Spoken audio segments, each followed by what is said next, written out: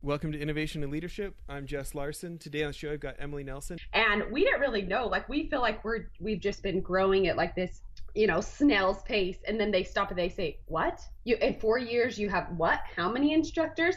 And they're like, "That's incredible." And we're like, "Really?"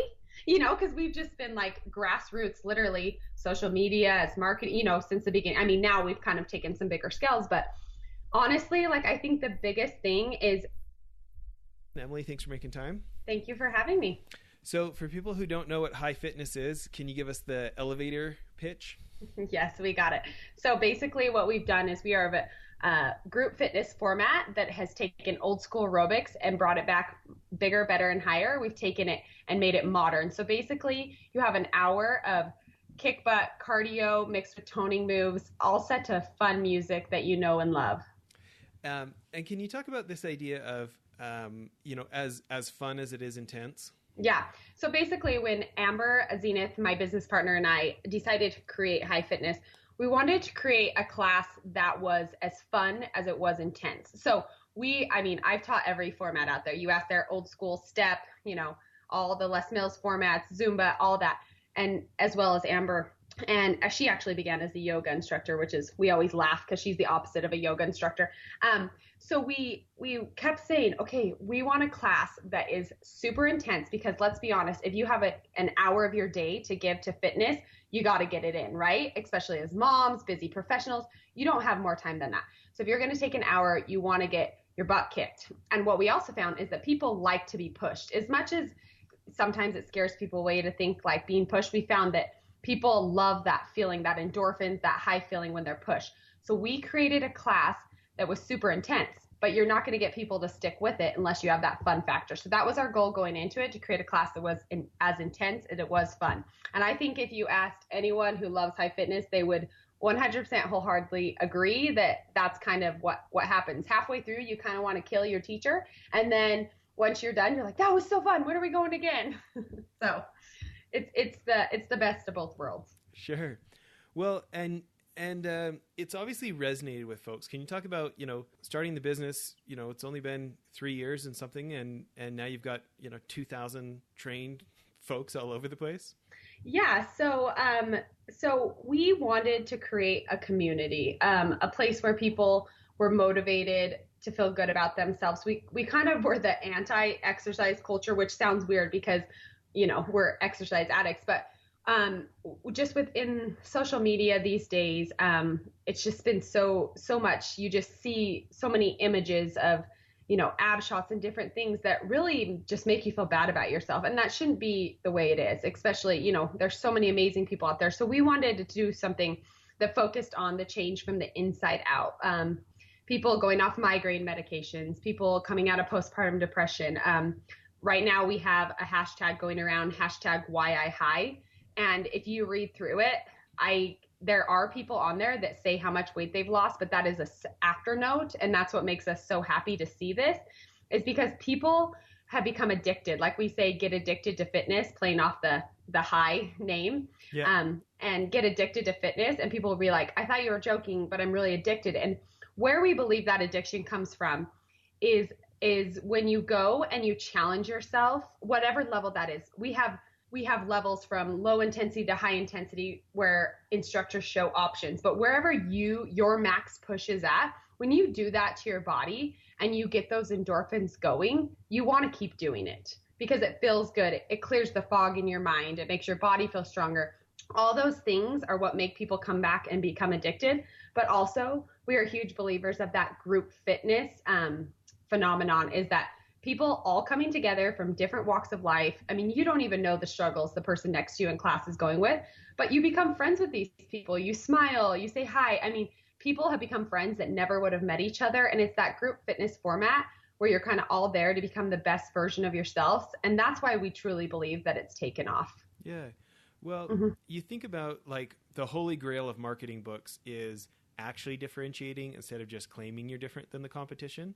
Mm-hmm. And, you definitely have this passion in your voice about like, it's not just about having great abs, and it's not about, it's not just about comparison and having people feel bad about themselves. Can you talk about just any success stories of like people from the classes that are not your traditional fitness story that have really resonated with you personally? Yeah, I mean, there are so many, but just pulling out of the back of my head right now, someone who really sticks out to me. One of my favorite participants, her name's Katie, and she had never been into fitness, felt overweight, all those things. She came into class, but from the first time she came into class, she was on the back row, right? People who are new always start on the back row. It's like a given, which I always wish they would start on the front row, because in the back row, you can't see what's going on. So I'm always like, no, new people, but that's where they feel comfortable.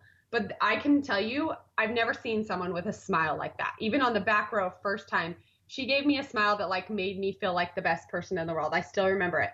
And each class, you know, she'd start to inch a little farther forward, gaining that confidence. And she would tell you that she's lost weight, she's never felt better, things like that. She's not the typical fitness person that walks in, but I can deeply remember the one time she messaged me after class and she said, I want to do a burpee, but I'm scared and I don't know how to, I don't know where to start. And I said, how about don't try to do all the burpees? How about you do one burpee for my every 4? Because the burpees that we do are during cardio tracks, so they're a bit fast, right? And I said, instead of doing the option, she wanted to actually do a burpee. I said, how about you do one burpee for my every 4? And I can tell you the next class, she went down, she did it, and she looked up, and no one in the rest of the class knew, but we smiled at each other, right? We gave each other that look, because that was a milestone for her. And she's only gotten stronger and she's getting off the ground and those things. But that to me, that's a success story, because she's getting stronger both mentally and physically. When you have you gain confidence when you hit those kind of, what do you call them, non-scale victories is what we like to say, right? It's not necessarily that, but you're getting stronger, getting fitter. You're doing something you never thought you could do. So that's one of my favorites. Other ones that I've had, we've had people who have had like severe postpartum depression, just kind of felt like they didn't know what they were going to do, you know, things like that. And someone invited them to a class. They just didn't feel like themselves after having children or a baby, and came to a class, and they said to us, I felt alive for the first time. And like, to me, like a lot of times Amber and I were like, what are we doing? Because we are 2 moms with no business degrees, no web savvy skills, who created, you know, self-funded and e-commerce subscription-based business from the ground up. We taught classes like to pay off the website, right? Like, this is how we self-funded this, and now it's grown, you know, quite large in the last 4 years. And this is only the beginning for us, though. This is the very beginning of us. We have a lot to grow, but sometimes we get a little, you know, frustrated, like, what are we doing? And it's so hard being a full-time mom and a full-time business owner. And then we hear a story like that, like, I felt alive for the first time. You changed my life, you know, got me out of this slump. And those, for us, like, those emails, those messages on Instagram are literally like what keeps us going on a daily basis. So I love it, because again, back to all the marketing books, I'm a real audiobook nerd, and they're always talking about like trying to connect with your customers at a deeper human level, and like having genuine relationships with your customers, right? And I like that it's the other way around, that it's the customers that are keeping you going. That's great. Yeah. And I do believe, like, although, you know, we used to certify like every person, right? Amber and I were traveling all over, we're certifying, where now I don't get to meet those people as much. I don't do the certifications. We have a team of gurus, is what we call them, who are our master trainers who go out and certify these people. So I don't get to know them like on a true basis like I used to in the beginning. But what I love is, even as it's grown, Amber and I have truly stayed true to ourselves and who we are and what our vision for the company is. And we do love to connect with our people. And I think that's important. Even as we grow bigger, we want to be available to people, to connect on social media, to connect, to know that we truly are still in it. We're still teaching classes all the time, even though we're running it from a management level. We're still teaching classes. We are on the ground floor, just like they are. So we know what it's like to teach a class. I just taught a class for 9 months while being pregnant. And now I have other instructors teaching, and I can be like, it is so hard. Like, you know, like we're there just like them. And I think that really helps people feel important and validated in becoming a high instructor or even a participant. Yeah. Can you talk about this? There's obviously so many options in the fitness space, and there's the big names, the CrossFits, you were talking about Zumba before, you know, these different things, right? Can you talk about, you know, not just getting a handful of other instructors out there, but now as you're getting into, you know, crossing over the 2,000 mark, just advice you have for other CEOs who are looking for that kind of scale, looking to really, really expand? Yeah, like so when this last year we just started going to conventions. So we're like this weekend I'm actually headed to Boston to do Mania. It's SCW Mania convention, and we didn't really know. Like we feel like we've just been growing at like this, you know, snail's pace. And then they stop and they say, "What? You in 4 years you have what? How many instructors?" And they're like, "That's incredible." And we're like, "Really?" You know, because we've just been like grassroots, literally social media as marketing, you know, since the beginning. I mean, now we've kind of taken some bigger scales, but honestly, like I think the biggest thing is for Amber and I, we had a vision from the very beginning. If you talk to us in September of 2014, when we both started teaching classes on our own, we were the only two. We had the exact same vision of what we wanted in the company of what it is today. And we have not faltered from that. We also have a mutual, people always said, you know, 50-50 partnerships always go bad, which, you know, I know we're only 4 years in and whatnot, but we have a mutual respect for each other. And we have, you know, ways of making decisions and things that are put in place but we have a mutual respect and love, and we have the same vision. And when you have the same vision, or say you're a new young entrepreneur and you have a vision, like make sure you know what it is and just go after it. And we had so many naysayers. Like people think we didn't, because we do have a very supportive community, but we had people tell us we weren't qualified enough, or you can't do that name, it's too risky, which has been we had marketing techniques that were contrary to what people thought we should be doing, but we stayed true to what we believed we wanted our company, you know, image and brand to be, and it has literally proven to be our most successful part of it. So my advice is don't let people tell you can't. Don't let your education, whatever limitations, if you have family support and you have a vision, then go after it and stay true to who you are. That's the biggest thing. Stay true to who you are. Yeah, you know, it's interesting. I've started I think 12 different companies, and most of them were total catastrophes, but a couple made a lot of money, right? Yeah. And you know, I have two different partners. One I had he started out as my mentor and then became my partner, and we did stuff together for like 12 years straight. And we cycled through some other partners in that time. Like I've definitely been a part of the partnerships that didn't pan out. Yeah. But and then my, the other one of I doubled down with, they say, don't do business in partnerships and don't do business with family. Right. Yeah. And my brother and I have been running companies together, and we started a charity called Child Rescue that combats child trafficking with our wives. And this has got to be our 13th year of running stuff together. And we have what we call brother talk, where we kind of yell at each other a bit every once in a while, right? Yeah. But besides that, it really can be amazing. But I fully agree with you about the alignment of I think about how many other partners didn't pan out. And it's really been about that, deep commitment on what are we building together? Like what is an extremely common goal, right? Yeah. But the other side of that respect you were talking about of I know both John and Nick would be willing to pay my mortgage before they paid theirs. Yeah. And they know, and it's so reciprocal, it invites the same thing back. Right. And so we had other partners at times where it was about the deal. It was about the money, and none of those panned out. But it's when we have that super high respect level and commitment to each other, whether the money shows up or not, that's in marriage, they say you can't do 50-50, you have to do 100-100. Yeah. That's what I felt like with both John and Nick. Anyway. Oh yeah. It's like a marriage for sure. 100%. And I also, it's we've been through this with no money for so long. You know what I mean? We've driven straight on passion, that now the money is just a side note of oh, really? Really? We get a paycheck? Wow. That's a bonus to because we truly care about the product more than anything. And we care about each other more than, even, making deals or the deal, like you said. Yeah. So it's good. But yeah, you also what's really, this may seem contrary because you're with your brother, but we are polar opposites. We have the same vision, but we're very different people. And I believe that really helps us, especially as women, because I think women can be, like competitive or hurt feelings or whatever, but we're like so different that we're like, good for you, or good, because we build each other up. And like you said, I love that mortgage. Like we'd be the same way. Like if she was struggling, I'd be there in a minute. But it's good. We call it our yin and yang, but together we make these great decisions because we're so different that we have these different point of views and everything that all lead us to the same goal. Yeah. You've brought up a few times about not having a school background or not having these different things that society has told you shoulds, right? Mm-hmm.